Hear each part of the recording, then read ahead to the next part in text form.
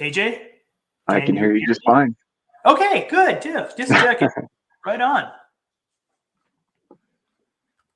Okay, so we're just going to wait a couple minutes.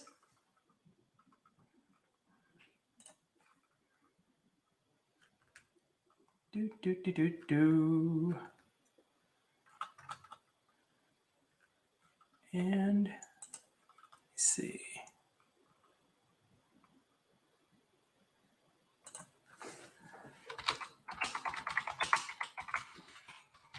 Let's see if we're going to be getting ready to get started here.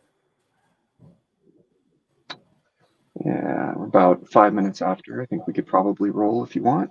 Yeah, let's get started. So, Mhm. hi everyone. Hope you're all doing well from wherever in the world that you're tuning in from.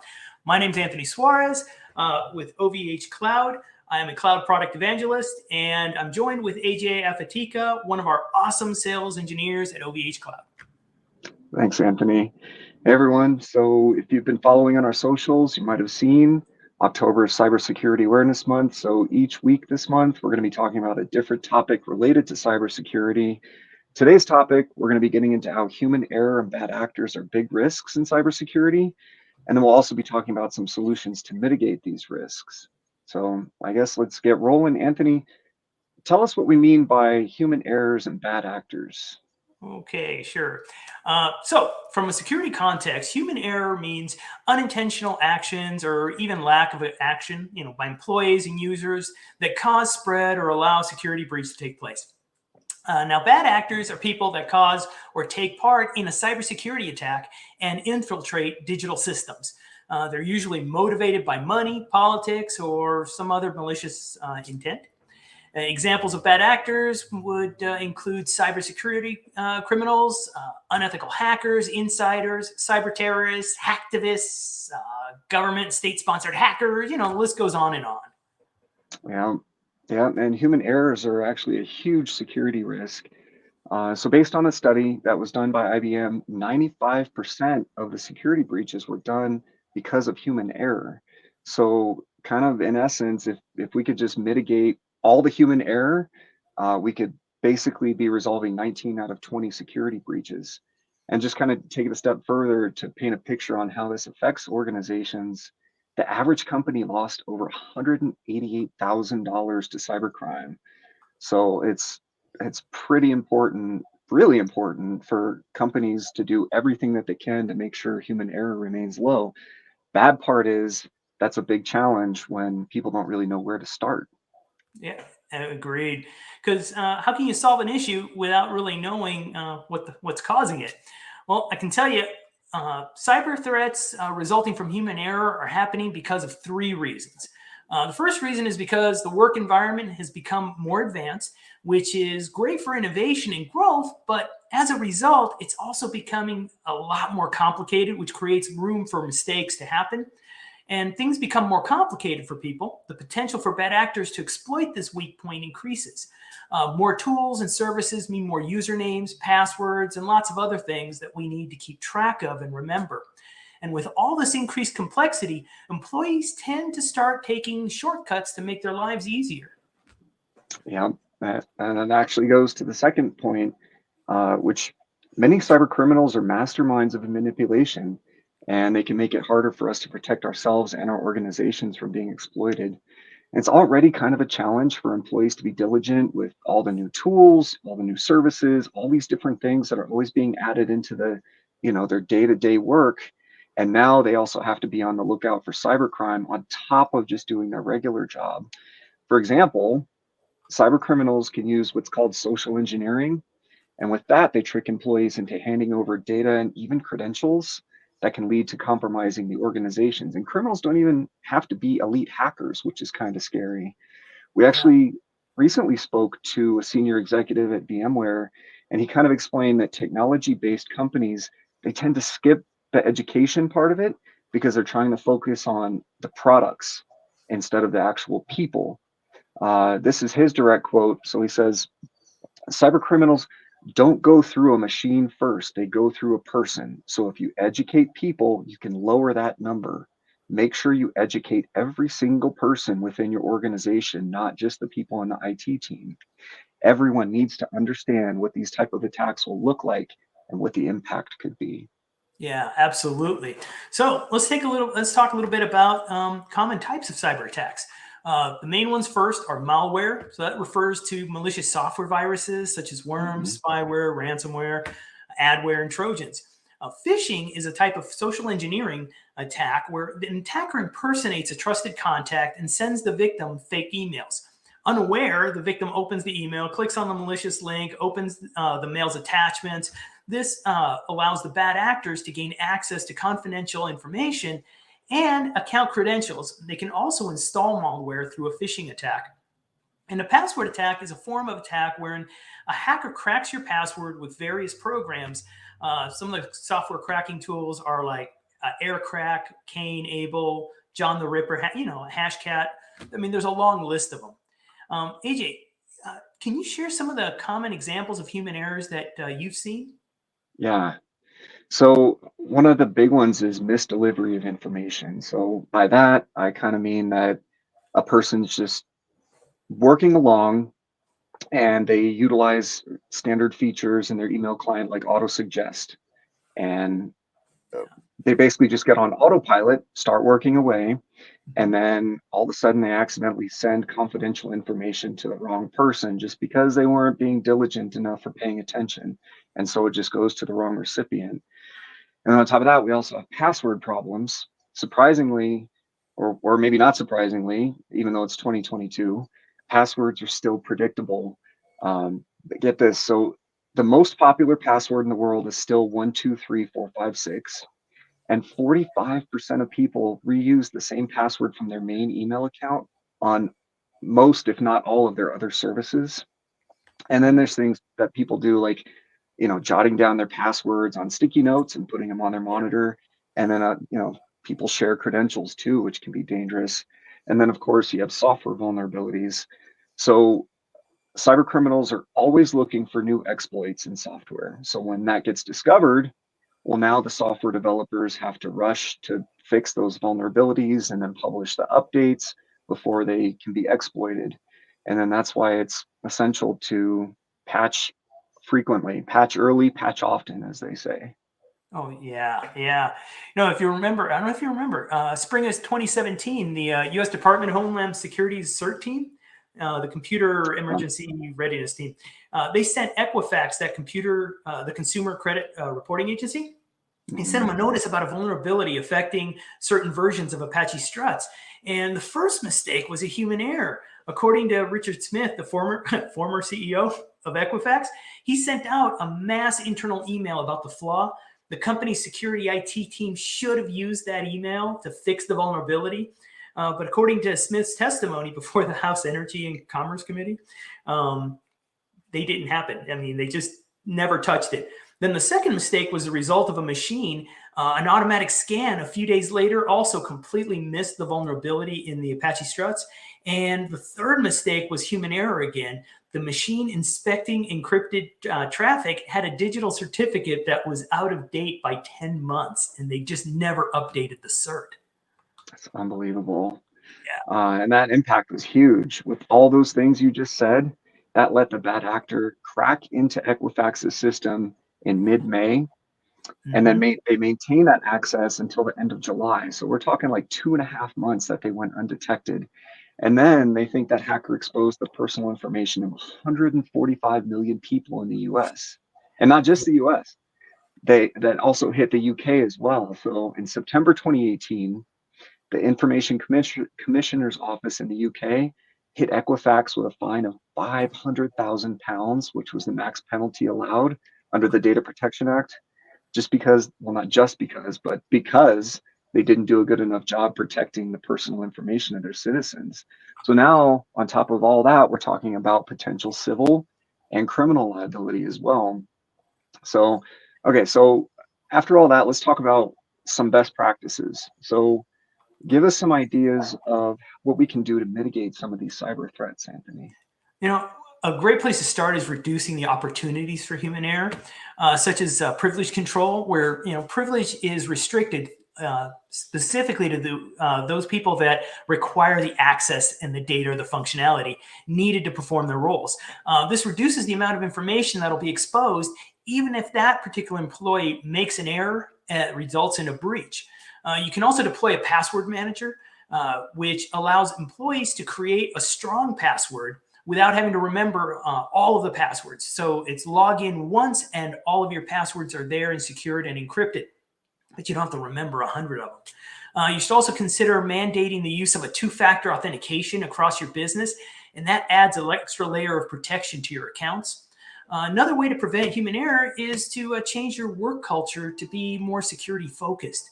Security focused work culture is when security is taken into consideration with every decision and action, and employees will actively look out for and discuss security issues as they encounter them. If you want this type of culture in your organization, you need to encourage discussion. One of the best ways to ensure that security stays at the forefront is to get people talking about it. Bring up discussion topics around security and ensure that they're relevant for your end users' day-to-day work. So they're more likely to get engaged. This will also help them see that they can what they can do personally to help keep up the security of your organization. We also want to make it easy to ask questions.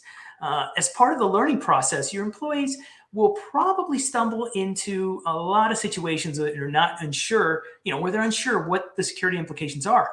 You need to ensure that someone's always available to answer any questions from end users and in a friendly manner that's not intimidating, and also reward those that bring up good questions. And finally, address the lack of knowledge in your team with training. Train your employees on all core security topics that they may encounter in their day-to-day work activities. Examples would be the use of email, internet, social media, as well as what to look out for with phishing and malware attacks. Train them on that. But make sure the training is engaging and relevant. Your employees have limited attention spans. We all do. And you need to ensure that their training isn't just going to make them fall asleep. Interactive training courses that use images and video content are a lot more effective than hour-long PowerPoint presentations. Training should also not come at a yearly. Just doing it once a year is not going to work for you. Employees will forget a week later if you sit through, and I'm sure all of us, because I know I do. If I sit through a PowerPoint presentation, ask me a week later, and it's tough to remember. Gone. So yeah, no, it's terrible. So unfortunately, people are people, and accidents happen, even with all of the preparation you can think of and do. It's good. There's always a chance that something's going to happen. And despite those best efforts, companies need to have a plan on what to do if they are hit with a successful attack. So let's dive into the solutions we have available at OVH to mitigate human errors and bad actors in your organization. AJ, you want to kick it off? Sure. Yeah. So let's actually start talking about VRAC. So VRAC's a proprietary OVH cloud networking technology, and it lets you connect all of your OVH cloud products and services across a single layer 2 span, regardless of location. So it could be worldwide. And it's a private and secure network, and we don't charge for moving your data. So you can back up your data to one or more geographically dispersed locations. There's no additional charges, and it's all done securely. On top of that, we have 4,000 VLANs to help with microsegmentation. So that means you can segregate your workloads and keep things more secure. And then you have the ability to isolate machines from the internet if that's a requirement that you have. And we also have layer 3 firewalls that are included in our product offerings. And this can help protect your workloads from external attacks. And on top of that, there's VMware NSX, which we have as well. So with NSX, you can utilize what's called distributed firewalls. And basically what I mean by that is when you prep a cluster, a vSphere cluster, to use NSX or utilize NSX, and you start creating firewall rules to protect your workloads, well, those workloads they're distributed across all the hosts in the cluster. And basically, those rules will follow that virtual machine wherever it goes. So you're not relying on, a single device or a physical device. All of your rules live on all those hosts. And it's really good because now you get a whole new level of control of the type of traffic that can traverse your network, or more importantly, the type of traffic that can't traverse your network. So you can kind of think of it as a second line of defense in case the bad actors do get through your edge gateways. And if the bad actors get inside, NSX is only going to allow certain machines to communicate with other machines, which can kind of lock down and restrict the type of damage that those bad actors can cause. Yeah, yeah. NSX is super useful for setting up distributed firewalls. Try to keep those bad actors out. But if the bad actors do get in and cause chaos, and you find yourself in a really ugly scenario because you have been hit, it could be either by ransomware or any number of different attacks. It's important to follow up and have a backup plan. And OVH Cloud, we partner with industry recognized leaders in recovery, Zerto and Veeam. And these types of solutions will be what rescues you and your organization from what could happen and could otherwise be a really terrible disaster. And we partner with Veeam, which is a recognized leader in backup technologies. If you should be unlucky enough to get hit with a ransomware, Veeam makes it possible to keep multiple immutable backups as a recovery point on OVH Cloud's new object storage solution. If you're unfamiliar with the immutable backups, that just means that the backups are locked in a read-only state, they can't be deleted, and can't be affected by ransomware. Zerto is another powerful solution provider that OVH Cloud partners with that gets you quickly recovered in just a few clicks. With their continuous data protection and instant recovery, you can achieve the lowest recovery point objectives and the fastest recovery time objectives. So you can securely replicate from your on-premise data center to your hosted private cloud, or even between your hosted private clouds that are located on opposite ends of the country. And with their journaling technology, you have multiple points in time which are saved. So you can target a specific time frame prior to the event as your recovery point. And the platform is user-friendly, so you spend less time scratching your head during a disaster and trying to figure out how do we make sure the disaster recovery plan takes off. Also, something that's really exclusive to Zerto on OVH Cloud is that our automation builds out the infrastructure for you when deploying Zerto between two OVH data centers. So you can just log in and begin creating your VPGs and start replacing right away. This has saved our customers a huge headache. Expertise and time needed is not as high because it's so automated in our organization. Yeah. Yeah, Zerto can be that major lifeline when everything else fails. And I mean, the faster you get back up, the better. The least amount of data you lose when you come back up, the better. And we really want everyone to try it, which is why we're offering a 30-day free trial of Zerto because of Cybersecurity Awareness Month. So if you've been thinking about it or looking for a new DR solution, or even just a DR solution if you don't have one, this is the perfect time. This is a perfect opportunity. So we're only doing this during October. So it's through the end of the month. Go to us.ovhcloud.com. You can try it out. And why not try it out? Honestly, I mean, it's free. We'll help you set it up. And I honestly don't think anybody's going to be disappointed in this as a DR solution. It's Absolutely. amazing. Yep. And since we're on the topic of all the great things OVH Cloud has to offer, let's talk about some of the exclusive features you'll only enjoy at OVH Cloud. And starting with the fact that out of the box, OVH Cloud provides you with comprehensive access to vSphere vCenter, Right. which is huge. Yeah. It makes it so much easier. With direct access to vCenter, whether you're working on your cloud or on your prem, there's no change of tool sets or procedures. This is important because as you move more workloads to the cloud, the complexity of learning different applications in the new environment is a productivity killer. Rather than introduce new technologies requiring new skill sets, move forward at a more predictable rate by keeping the skill gap small and leveraging what you already use on-prem. OVH Cloud also uses automation to monitor your host heartbeat. If a consistent heartbeat's not present on either side A or side B of a replication partnership, an additional host automatically is deployed, allowing your cluster to cool off and have your workloads all rebalanced. And there's no need to sign a special support contract to get this service. Now, all of our customers that have private clouds, they always have the ability, we always watch them and are willing to throw in fresh hardware if there's an outage. Um, Basically, if, as a form of like out of box solution, our objective is to keep your clusters and your business up and running as much as possible with as little hassle as possible. Yeah, yeah, that's huge. I mean, that being able to know that your workloads are going to stay up and running and you don't have to do the troubleshooting, and that's a big deal. And kind of just to add on to that, additionally, OVH has had a really long partnership with VMware.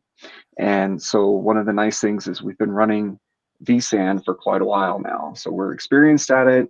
And what's nice is our customers can add in non-vSAN hosts to their vSAN clusters. They can attach NFS data stores to their vSAN clusters, and that lets them utilize less expensive storage without necessarily adding more compute if they don't need it. So it really gives you a lot of flexibility. It saves you money by not over provisioning, since you get to choose the different types of compute and mix and match the storage options that really work best for what you need. And then also by default, every OVH cloud product has anti-DDoS, and that protection's included. It's an infrastructure that we built ourselves. It combines the edge, backbone, and data center network logic, and has the capacity to mitigate up to 17 terabits per second in size, which is huge. And then finally, the other thing that really surprises everyone, but they absolutely love hearing, is we don't charge for ingress. We don't charge for egress. Customers hate getting surprises on their bill. And well, predictable billing is kind of one of our mantras. So there's never any charge for traffic pushed from one data center to another. Yeah. No charges for backups, replications, DR testing, any of that. It's predictable billing. So Yeah. that's a big deal. Oh yeah, I mean everyone loves that one. I mean, we'll never nickel and dime you for your data traffic because we don't even have regions. You can literally push traffic from, say, the Hillsborough data center and push it, your backup traffic all the way to London if you want, and you're not going to cross any regions. We're going to try to keep, we don't charge you; it's unmetered, which really helps with the bill at the end of the month. Okay, well, that's what we have. While we wait for customers to start rolling in, for questions, I have a few questions that are usually asked pretty frequently by our customers that we can dive into. Are you ready, AJ? Yeah, I like it. Let's do it. First up, customers are curious about how can they get their data onto OVH Cloud. Can you share some of the options available for folks interested in migrating to Yeah, OVH Cloud? yeah, yeah. Well, the easiest ways, well, two of the easiest ways we actually just talked about, Veeam and Zerto. Um, Great solutions, not only for backup and recovery, but great to move data around, right? So we can help build out the components that are required, and we can get your data migrated utilizing these tools. If that doesn't interest you, we're also happy to work with other providers, MSPs, and things of that nature to help onboard you if those solutions don't work. So there's a few options. Absolutely. So next, how would the companies connect to our network? Well, those are definitely, that's a common question. So I mean the standard, kind of tried and true tested method, VPN. So you can connect up your site to OVH utilizing VPNs, tried and true, easy to set up and configure, easy to manage and maintain, and it's secure. The other way would be utilizing POPs. So we've partnered with POPs like Equinix, and you can basically utilize that as a direct and secure connection, and it's a private connection, and we can work through getting that set up and configured with our customers as well. Awesome, awesome. All righty, and just another one that I do actually get pretty often is what types of security and certifications do we offer? So we have a lot. um, and without getting into all the specifics, both of our US data centers and most, if not all, of our services meet common standards for security controls like ISO, HIPAA, security standards, PCI DSS, and SOC including SOC 2 Type 2. So that's a big one. And our security is our infrastructure, our services, everything's audited by independent third parties. It's done on a frequent basis. And on top of that, we keep all of our records and our compliance program attestations as well for our customers to have access to. Cool. Awesome. Yep. Yep. All righty. So haven't seen, I think we're getting close to the bottom of the hour. We've been at this 30 minutes. Yeah. So All nobody, right. okay, if we don't get any other additional questions. I'm not seeing any Roland. I see a comment from Kurt. He said up to 95% of cyber attacks are caused by human error! Exclamation point. That's terrifying. That is and terrifying. and we have Rauf Salah saying hello. How you doing? Thanks for joining.